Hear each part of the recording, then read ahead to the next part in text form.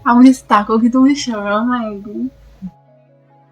Hey everyone, मैंने plan किया है कि हम जाएंगे इस वीकेंड नैनीताल एंड आज जिस तरीके का फोरकास्ट हो रखा है नैनीताल में, वहाँ रेड अलर्ट चल रहा है, बारिश बहुत ज्यादा हो रही है। इसके बावजूद भी हमने प्लान ऑलरेडी कर रखा था बहुत टाइम से, सो हमने डिसाइड किया है कि हम जाएंगे एंड हमने नाइट की बस की बुकिंग ऑलरेडी कर रखी है। तो हम प्लान कैंसिल नहीं करना चाहते थे, इस वजह से लाइक हमने सोचा कि चलो चलते हैं, बारिश हो रही है, देखते हैं वहाँ क्या पॉसिबल हो सकेगा घूमने के लिए।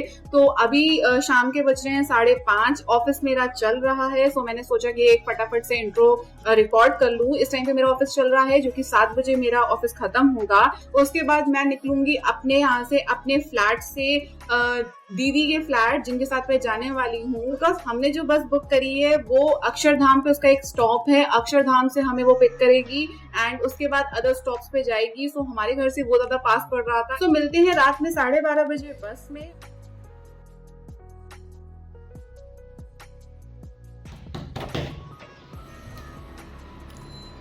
सामने तो आओ। तुमको वो भेजी है मैंने। क्या भेजी है? सारा दगा दे दिया आपने मुझे। क्या मैंने धक्का दिया? उसमें बताओ मेरी क्या गलती है? यार तो ऐसे नहीं होता है, ऐसे कुछ तो प्लान करो, एंड मोमेंट पे ऐसे नहीं कर सकते। पैकिंग भी कर ली थी क्या? पैकिंग तो मेरी चली रही थी। तो बताओ फिर क्या ऑप्शंस हैं? बसेस के हैं ऑप्शन। अच्छा देख के बताओ ना कौन से। ये ब्लू वर्ड टूर है जिसको सबसे पहले तो चेक किया था हमने। और कोई ऑप्शन नहीं है।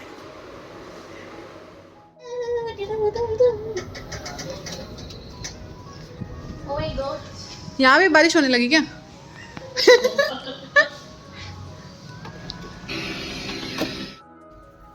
अब मुझे ताकोगी तो मुझे शर्म आएगी। नहीं, शर्माने की जरूरत नहीं है, लड़का नहीं होगा। फिर भी Why are you talking me? Why? Because I like to see you.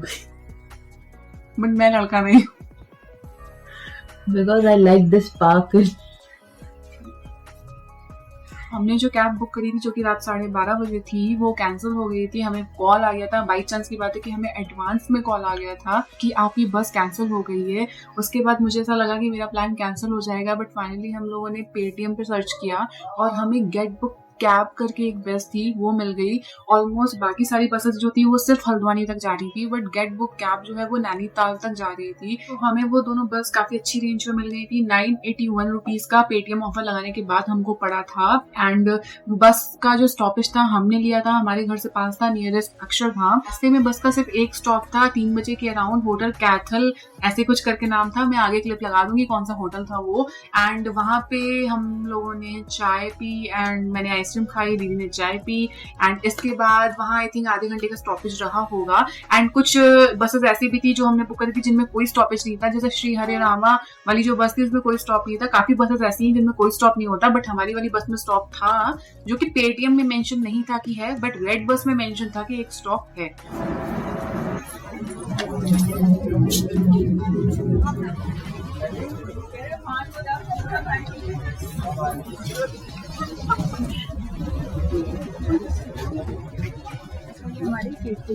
मर गई है।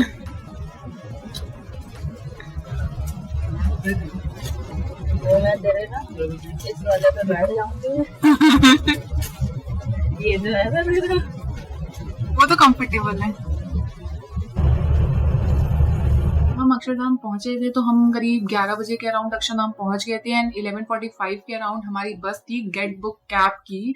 एंड बाई चांस की बात है कि जो गेट बुक कैब की सबसे पहली बस आई, हमें लगा कि हमारी वही बस है। जो मैसेज हमको पेटीएम से रिसीव हुआ था उसमें कहीं भी बस नंबर ऐसा लिखा नहीं था कि ये बस नंबर है, बस एक जनरल नंबर्स लिखे थे, बट क्लियरली कहीं भी नहीं लिखा था कि ये आपकी बस का नंबर है या एंड ऑल। सो हम थोड़ा कंफ्यूज हो गए। जो पहली बस आई गेट बुक कैब की, हम उस पे ही बैठ गए एंड फिर वहां जाके जो हमारी सीट थी और जो गेट बुक कैब की पहली बस में जिन्होंने सीट बुक कर रखी थी उनके साथ थोड़ी हमारी डिस्कशन भी हुआ सीट को लेके कि सेम सीट के लिए 2 बुकिंग्स कैसे हो गई।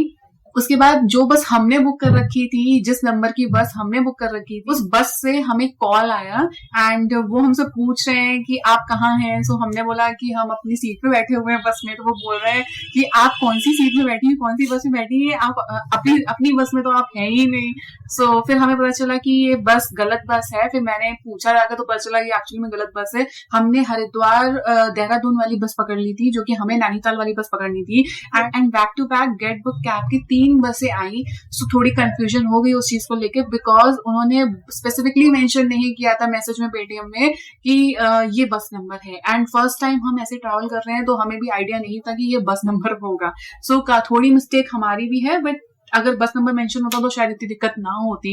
अप्रॉक्स 6 के अराउंड हल्द्वानी पहुंच चुके थे। एंड हल्द्वानी पहुंचने के बाद उन्होंने हमें बताया कि हमें यहाँ से बस से मतलब निकल के उनकी जो खुद की कैब सर्विस है, जो कि हमें हल्द्वानी से नैनीताल लेके जाएगी, उसमें बैठना है। एंड वहां से हल्द्वानी से नैनीताल जाने का 1.5 घंटा लगने वाला था हमको। सो उस बीच में जो कैब का रूट था हमारा, उस बीच में भी हमें एक स्टॉप मिला था जिसमें लोगों ने मैगी खाई थी, चाय पी थी। जिसको जो खाना था उन्होंने वो खाया। कुछ लोगों ने पिक्चर्स क्लिक करी जो कि हमारे उसमें मतलब गाड़ी में थे, उन लोगों ने पिक्चर्स क्लिक करी एंड ऑल। फिर हमने वहां 15 मिनट्स के अराउंड वहां रुके। एंड इसके बाद हम अराउंड 8 o'clock नैनीताल पहुंच चुके थे। हमें वहां पे एक बंदा मिल गया था जो कि होटल के लिए हमें पूछ रहा था। सो हमने सोचा कि एक ट्राई कर लेते हैं, मे बी शायद ठीक ठाक होटल मिल जाए। एंड हमारी रिक्वायरमेंट थी कि हमें बालकनी का लेक व्यू चाहिए ही चाहिए था, जिस वजह से मैंने होटल ऑनलाइन नहीं बुक किया। बिकॉज लेक व्यू के साथ बालकनी का जो लेक व्यू आ रहा था, उसके साथ जितने भी होटल्स मैं ऑनलाइन देख रही थी वो टैक्सेस वगैरह लगा के अराउंड 2500 प्लस जा रहे थे, जो कि हम बजट लेके नहीं चल रहे थे। बिकॉज हम बजट फ्रेंडली ट्रिप पे निकले हैं, हम कितने कम बजट में ये हम घूम सकते हैं, हम ऐसा प्लान करके निकले हैं। सो जो बंदा हमें वहां बस स्टॉप में मिला वो हमें अपने होटल तक लेकर आया, जो कि मॉल रोड पे ही था, बट थोड़ा ऊंचाई पे था। सो ऊंचाई पे होने की वजह से उनकी खुद की पिक एंड ड्रॉप सर्विस है। एंड उन्होंने हमें वहां नैनीताल बस स्टॉप से पिक किया था। एंड इसके बाद जब हम यहाँ पहुंचे उनके होटल में, तो उन्होंने ये भी चीज बोली कि आप सुबह 7 बजे से लेकर रात के 9 बजे तक आप जितनी बार चाहें आपको पिक एंड ड्रॉप किया जा सकता है मॉल रोड तक। तो वो एक अच्छी फैसिलिटी मुझे लगी। ये होटल है, इन्होंने कार्ड मुझे दिया है, hotel Belwal Regency. Hotel Belwal Regency है, जो कि काफी टॉप पे है मॉल रोड से। ड्रॉप सर्विस की वजह से मुझे काफी ज्यादा अच्छा लगा। एंड ये काइंड ऑफ होटल ही है। एंड मतलब रूम्स ठीक है, एवरेज है। मतलब आप अगर एक दिन के लिए स्टे कर रहे हैं और आप बजट फ्रेंडली देखना चाहते हैं तो उसके अकॉर्डिंग रूम जो है वो काफी सही है। एंड इस रूम की कॉस्ट जो है वो हमें पड़ी है 1200 रुपीज।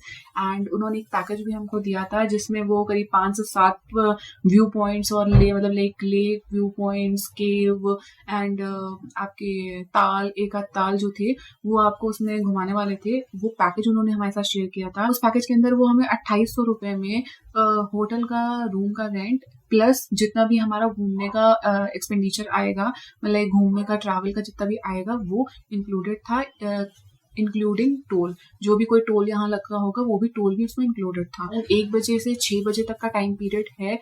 2 टाइम पीरियड में वो घुमाते हैं, एक सुबह 8 से 12:30 एंड सेकंड टाइम पीरियड है 1 से 6। तो 8 से 12:30 वाला टाइम तो हमारा निकल चुका है, बिकॉज उस टाइम पे हम यहाँ होटल रूम के अंदर हैं, हम रेडी नहीं है अभी। बट 1 से 6 वाले टाइम पीरियड के लिए हम सोच रहे हैं कि हम पैकेज जो है वो ले लें।